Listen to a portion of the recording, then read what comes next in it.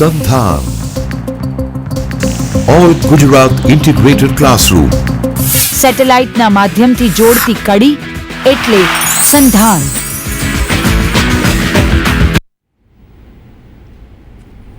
नमस्कार। आज के इस सत्र में आप सबका हार्दिक स्वागत है। इस सत्र में हम दो मित्र इस चर्चा में शरीक हो रहे हैं। मेरे साथ हैं डॉक्टर ज्ञान सिंह चंदेल जी, लीमखेड़ा आर्ट्स कॉलेज में हिंदी विभाग के अध्यक्ष हैं, और मैं HK आर्ट्स कॉलेज से निवृत्त अध्यापक हूँ। आज की इस चर्चा का मुख्य केंद्र है कृति विशेष का विश्लेषण। अभी तक हम जो चर्चाएं करते थे उसमें रचनाकार को समग्र रूप से मूल्यांकित करते थे, लेकिन आज हम भक्ति काल के एक प्रमुख राम भक्त कवि गोस्वामी तुलसीदास जी की रचना कवितावली का बहुआयामी विश्लेषण करेंगे। इस चर्चा से पूर्व डॉक्टर चंदेल जी तुलसीदास का संक्षिप्त परिचय आपके सामने प्रस्तुत करेंगे। नमस्कार मित्रों। कविकुल चूड़ामणि गोस्वामी तुलसीदास भक्ति काल के ही नहीं, हिंदी साहित्य के सर्वश्रेष्ठ कवि हैं। रामचरितमानस उनकी कीर्ति का अनुपम रत्न है एवं भारतीय जनता के गले का हार है। इसमें कवि ने भगवान राम के शील, सौंदर्य और शक्ति का समन्वित रूप प्रस्तुत किया है। रामचरितमानस की कीर्ति युगों युगों से और युगों युगों तक रहेगी। मित्रों, शायद तुलसीदास जी को ऐसा लगा होगा कि नहीं, मुझे और कुछ कहना है भगवान राम के बारे में, तो उन्होंने तुलसीदास जी ने विनय पत्रिका, कवितावली, गीतावली की भी रचना की, जिसमें विनय पत्रिका में शील की, कवितावली में उनकी शक्ति की और गीतावली में सौंदर्य की चर्चा उन्होंने की है। आप जानते हैं मित्रों कि हिंदी साहित्य में कहा जाता है कि सूर सूर तुलसी शशि उडगण के सौदास, अब के कवि खद्योत्सम जहाँ करत प्रकाश। आप जानते हैं कि हिंदी साहित्य गगन में तुलसी जी शशि के समान, चंद्र के समान सुशोभिमान हैं, सुशोभित हो रहे हैं। आप ये भी जानते हैं मित्रों कि भक्ति काल के कवियों का जीवन परिचय बड़ा ही गूढ़ है और अंधकारमय है। अंधकारमय मैं इसलिए कह रहा हूँ कि आज भी उनके जीवन कवन के विषय में बहुत कुछ खोजना अभी बाकी है। फिर भी जो कुछ भी तुलसीदास जी के बारे में पता चला है, उसके आधार पर हम कह सकते हैं कि तुलसीदास जी का जन्म सन 1532 ईस्वी में अर्थात 1589 में हुआ था, और उनकी मृत्यु सन 1623 ईस्वी में यानी कि 1680 संवत में हुई थी। इसके संदर्भ में एक पद भी मिलता है कि संवत 1680 असी गंग के तीर, सावन शुक्ला सप्तमी तुलसी तज्यो शरीर।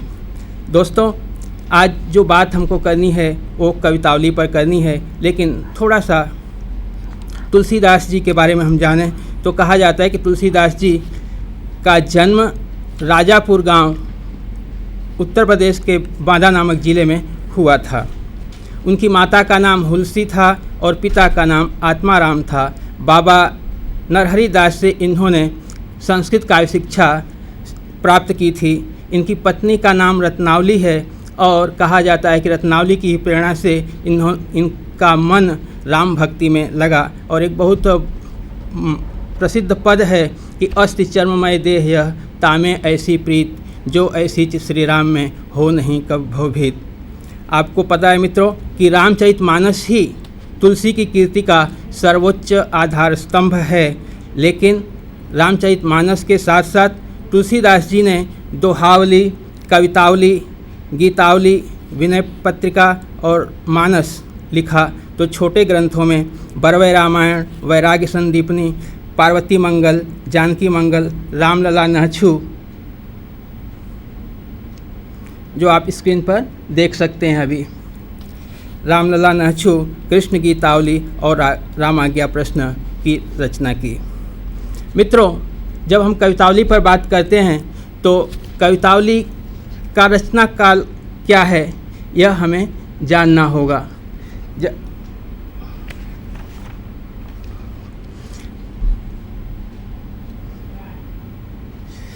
कवितावली के रचना काल के संदर्भ में कहा जाता है कि सीतावट तर 3 दिन बस सुकवित बनाए, बंदी छोड़ावन बिंध्य नृप पहुँचे काशी जाए।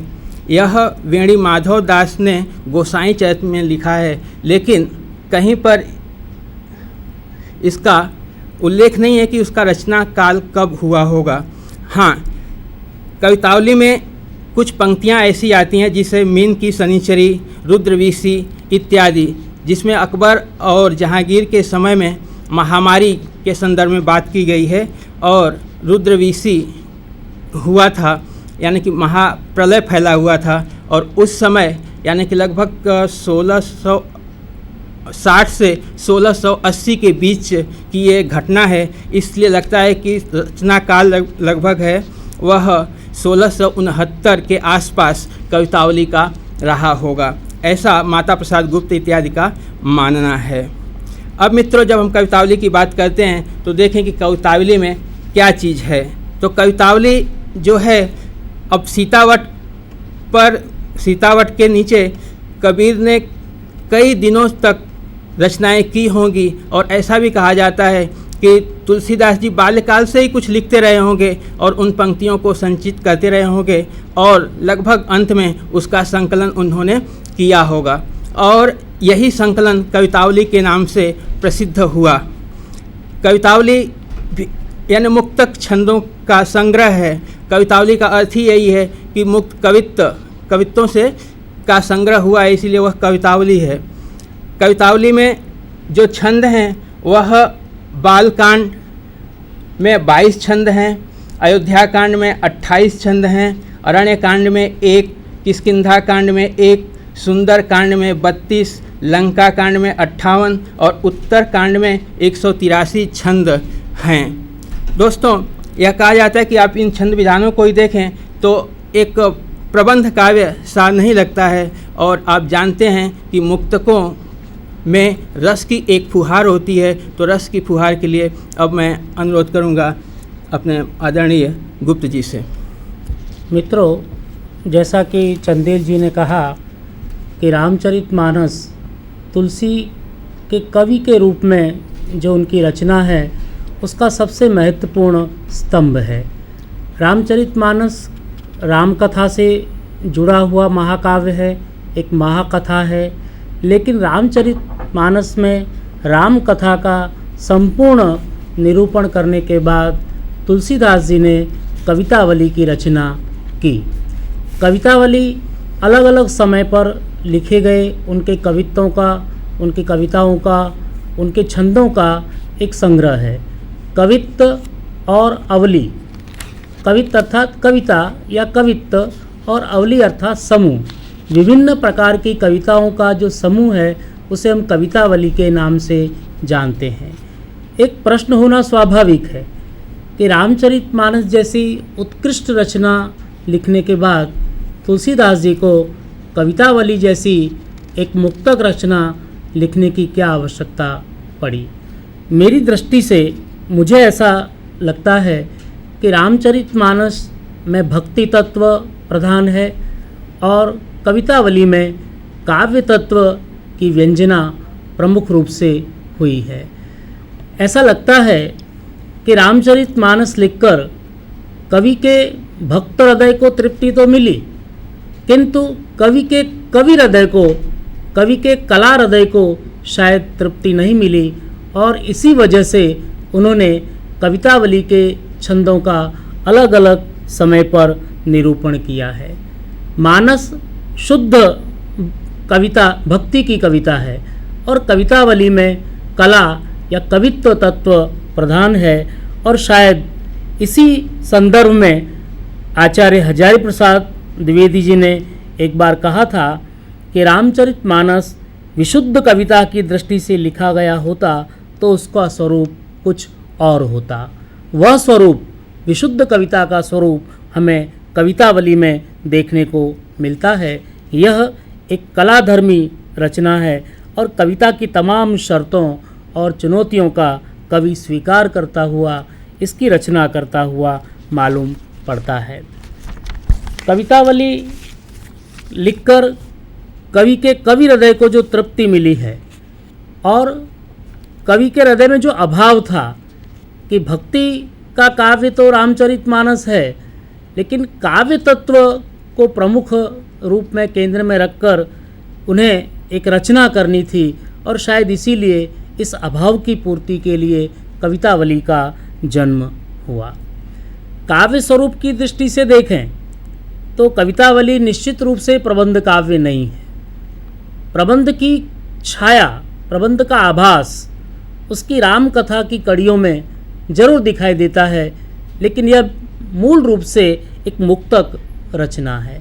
यह राम कथा की विस्तृत वनस्थली नहीं है, किंतु कुछ चुने हुए प्रसंगों को गुलदस्ते के रूप में इस रचना में कवि ने प्रस्तुत किया है। आचार्य शुक्ल कहते हैं कि जिस कवि को मार्मिक प्रसंगों की पहचान और परख जितनी ज़्यादा हो वह उतना ही उत्तम कवि कहलाता है। शायद कवितावली को देखकर हमें ये जरूर कहना पड़े कि कवितावली में कवि ने उनके हृदय को भाने वाले मार्मिक प्रसंगों को एक रसात्मक, बिंबात्मक और चित्रात्मक शैली में प्रस्तुत किया है। कवि का उद्देश्य यहाँ राम कथा को दोहराना नहीं है, लेकिन उसके सर्वाधिक स्पंदित करने वाले प्रसंगों को एक पूरी काव्यमयता के साथ में प्रस्तुत करना है। इसलिए कभी कभी राम कथा के अंशों को देखकर, प्रसंगों को देखकर ये भ्रम होना स्वाभाविक है कि कवितावली में भी कहीं कहीं प्रबंधत्व है, लेकिन यह निश्चित है कि कवितावली के छंदों में, उसके कवित्वों में, उसकी कविताओं में कोई तारतम्य नहीं है, कोई पूर्वापर संबंध नहीं है, लेकिन इन सारे छंदों को जो जोड़ने वाली कड़ी है वह है कवि की राम के प्रति आस्था। राम का शील, राम का सौंदर्य और राम का चरित्र के प्रति कवि के मन में जो आस्था है वह एक ऐसा सूत्र है जो पूरी रचना को एक सूत्र में जोड़े हुए है। कवि का यह भाव एक अंतःसलीला के रूप में पूरी रचना में जो है वो बहता हुआ दिखाई देता है और इसलिए कवितावली भी अपने आप में एक पूर्ण रचना के रूप में हमारे सामने आती है। इस बात को हमें बराबर समझ लेना होगा कि रामचरितमानस लिखने के बाद कवि के हृदय में जो अभाव था, जो अतृप्ति थी, उसी की तृप्ति और उसी की पूर्ति का जो माध्यम बना वह कवितावली है। मित्रों, भक्ति काल में तुलसी का व्यक्तित्व सर्वाधिक संघर्षशील रहा, चिंतनशील भी है और समन्वयशील भी रहा। तुलसीदास जी लोक मंगल के कवि हैं, तुलसीदास जी समन्वय के कवि हैं और समन्वय के कवि होने के कारण हमें उनमें एक लोक नायक की भूमिका जरूर दिखाई देती है। तुलसी ने चिंतन में भी समन्वय किया है, तुलसीदास जी ने अपनी रचना रीति या कला में भी समन्वय किया है। तुलसीदास जी सगुण भक्त हैं, लेकिन वो निर्गुण का विरोध नहीं करते हैं। सगुण ही अगुण ही नहीं कछु भेदा, ऐसा उन्होंने स्वयं रामचरितमानस में स्वीकार किया है। दूसरी तरफ देखें तो तुलसी प्रबंधकार के रूप में महत्वपूर्ण है, लेकिन प्रबंध के साथ साथ में तुलसीदास जी ने मुक्तक रचना में भी अपने कौशल का उसी तरह प्रदर्शन किया है। चाहे वो कवितावली हो, चाहे कृष्ण गीतावली हो, चाहे गीतावली हो, इन सारी रचनाओं में हम देखते हैं कि प्रबंध और मुक्तक दोनों के बीच में तुलसीदास जी तालमेल बैठाते हुए दिखाई देते हैं। तुलसीदास जी ने राम कथा अवधी में लिखी। राम अवध के थे और अवधी भाषा का उन्होंने प्रयोग किया, लेकिन तुलसीदास जी का ब्रज भाषा पर भी पूरा अधिकार है। जब वो कवितावली लिखते हैं तो उनका ब्रज भाषा पर जो अधिकार है वो साफ हमें दिखाई देता है। तो भाषा में भी वो समन्वय करते हुए दिखाई देते हैं।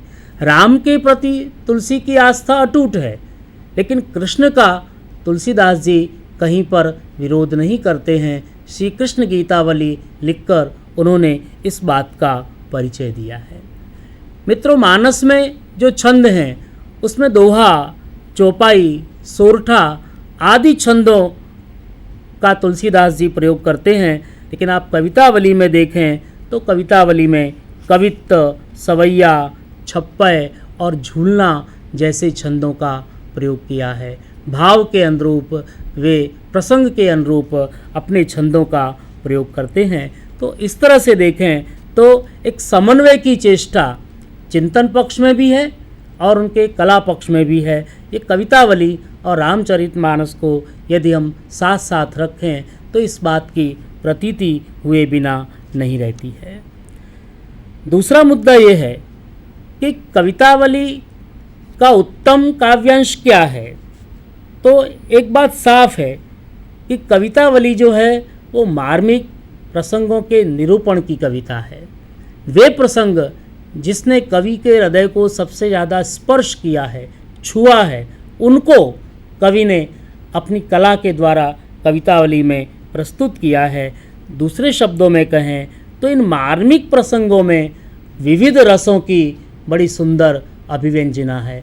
कवितावली एक रसों का रसायन हो या रसों की एक वाटिका हो, ऐसी अनुभूति हुए बिना नहीं रहती। आप बाल कांड से लेकर और अंतिम कांड जो उनका है उत्तरकांड, वहाँ तक देखें तो अनेक प्रकार के रसों का बड़ा सुंदर निरूपण तुलसीदास जी करते हैं, क्योंकि तुलसीदास जी वो रस को ही काव्य की आत्मा के रूप में स्वीकार करते हैं। और शायद इसीलिए आचार्य रामचंद्र शुक्ल को तुलसीदास जी में सबसे ज़्यादा रस के निरूपण की प्रतीति हुई थी और उन्होंने उसको स्वीकार